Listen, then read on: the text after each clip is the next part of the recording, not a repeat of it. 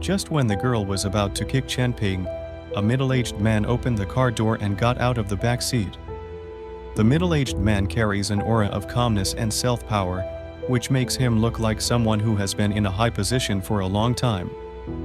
However, at this time, the middle-aged man's face was a little pale and his breathing was short. After shouting these words, he held the car door and gasped, "Dad, why are you down here?" After seeing the middle-aged man, the girl hurriedly ran over, supported the middle-aged man and asked, "Let's go to the hospital quickly, don't waste time." The middle-aged man said to the girl. The girl nodded, walked back to Chen-ping, took out a wad of money from her bag, and threw it at Chen-ping. "Here are 10,000 yuan.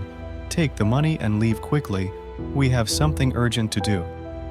Chen-ping did not go to get the money, but stood up and glanced at the middle-aged man not far away and said, "No need to go to the hospital, it's too late." After Chen-ping finished speaking, he turned around and was about to leave. He could see that this middle-aged man was in critical condition and could not make it to the hospital. "Stop." The girl stopped directly in front of Chen-ping and glared angrily. "What do you mean?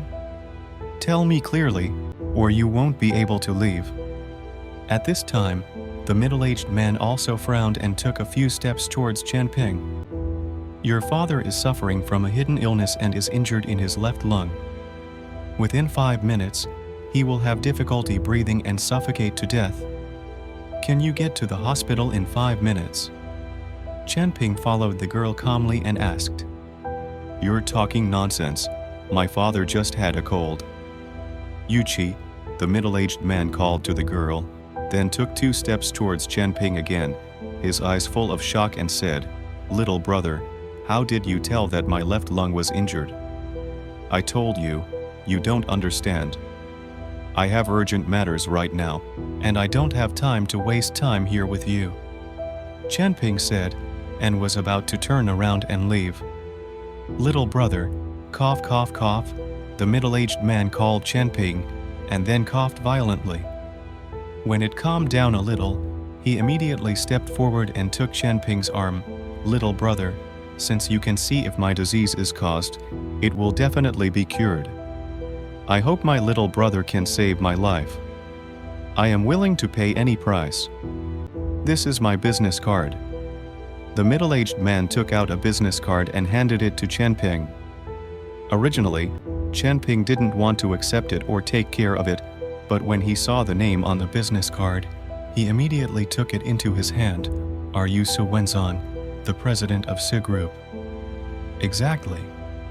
Su Wenzong nodded. Suddenly, Chen-ping took action towards Su Wenzong, pointing his fingers at Su Wenzong's Tiantu, Renye, and Gui's Hong acupuncture points. Chen-ping's speed was so fast that neither Su Wenzong nor Su Yuki could react. "What do you want to do?" Su Yuki hurriedly stepped forward to block Su Wenzong, but Chen-ping had already stopped.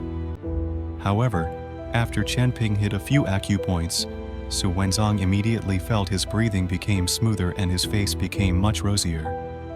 "I have only temporarily controlled your injury. It will take some time to heal. Your hidden disease needs to be treated slowly because of its age," Chen-ping said calmly. "Thank you, little brother, for helping me. Thank you so much." Su Wenzong stepped forward and grabbed Chen-ping's hand excitedly, thanking him constantly. Su Yuki was also very surprised when she saw that her father's face was obviously rosy and his health was much better. "I rescued you because I know that you often do good deeds and have donated to more than a dozen primary schools. I should take action both emotionally and rationally." The reason why Chen-ping saved Su Wenzong was because he knew that Su Wenzong was a kind man. If he met someone by chance and didn't know each other, Chen-ping would not necessarily come to the rescue. What's more, Su Yuki just said bad words to him and almost knocked him down. Damn it, Chen-ping is not a virgin bitch, he will save anyone. When Su Wenzong heard this, he was slightly embarrassed. What I have done is not a good deed. It is far from good. Little brother saved my life. Just say whatever you want. It is almost noon now. I will invite little brother to go. How about a meal at the Regal Hotel? No, I still have something to deal with. Chanping shook his head and refused. He still wanted to see Gang Shanshan to find out. Seeing Chanping's refusal, Su Wenzong was a little surprised. As the richest man in Hongcheng, there were countless people who wanted to invite him to dinner. Those who could sit with him for dinner were all powerful people. Now he took the initiative to invite Chanping to dinner. Unexpectedly, Chanping refused. This was a bit unexpected. Little brother, no matter what, we have to sit down and have a meal together to express my gratitude. Su Wenzong held Chanping's arm tightly. Chanping could tell that Su Wenzong was desperately trying to treat him to a meal because he just wanted to know about the follow-up treatment of his disease.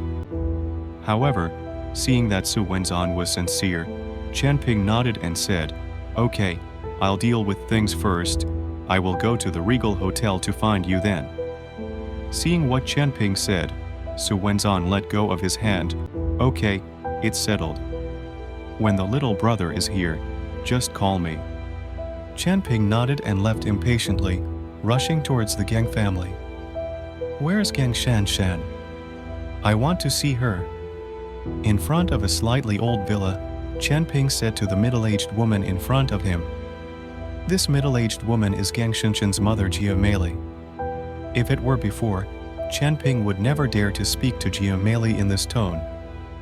But now, after listening to his mother's words, Chanping was already very angry and did not take action directly.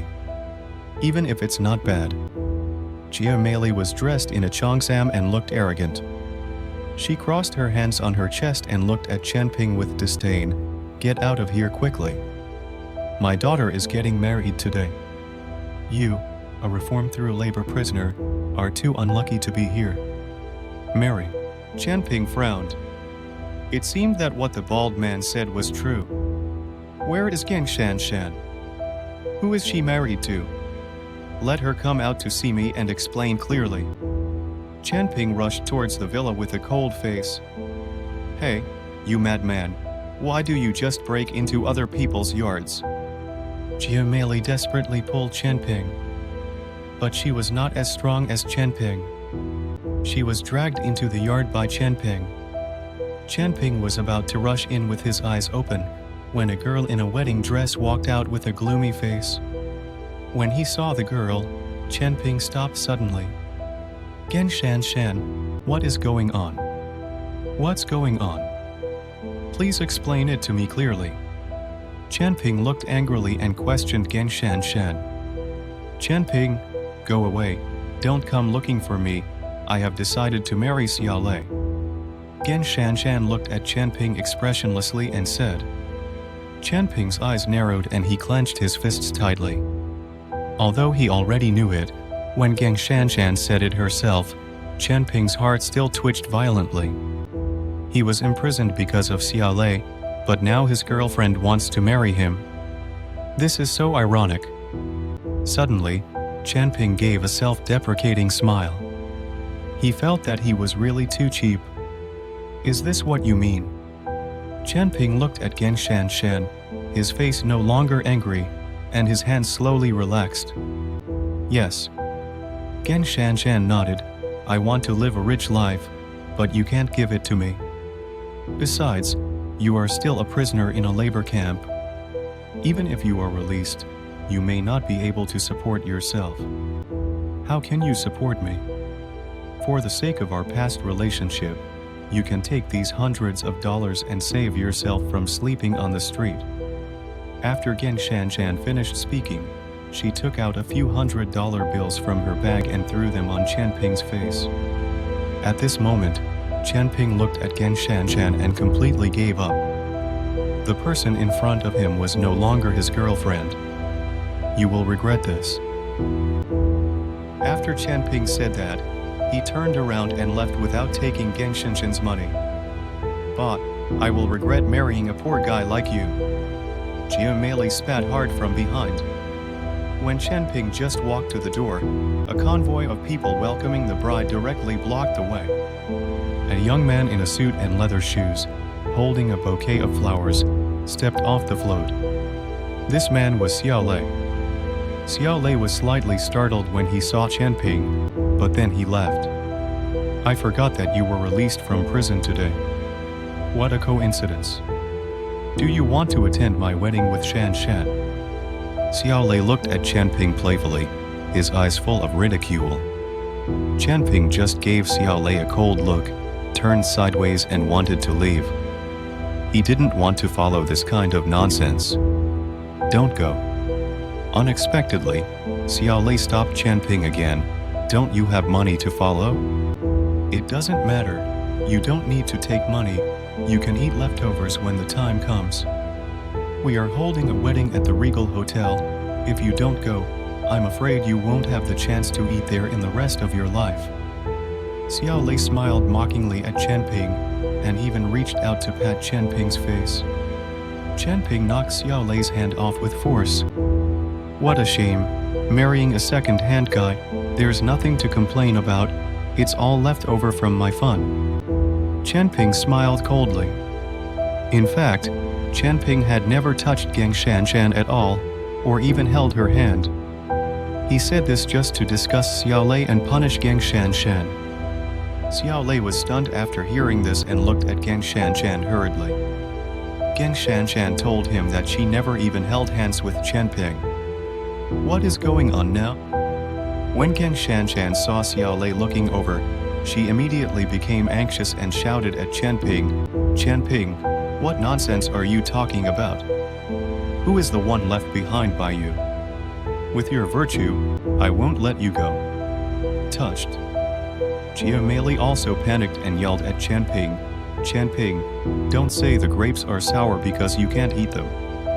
With your virtue, how could I let you touch my daughter?"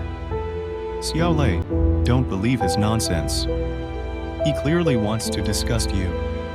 Jia Meili explained to Xiao Lei that she had finally found a rich husband, but she couldn't be disturbed by Chen Ping's words. "Auntie, don't worry, I won't believe it." Xiao Lei is not stupid, and of course he will not believe Chen Ping's words. It's up to you whether you believe it or not.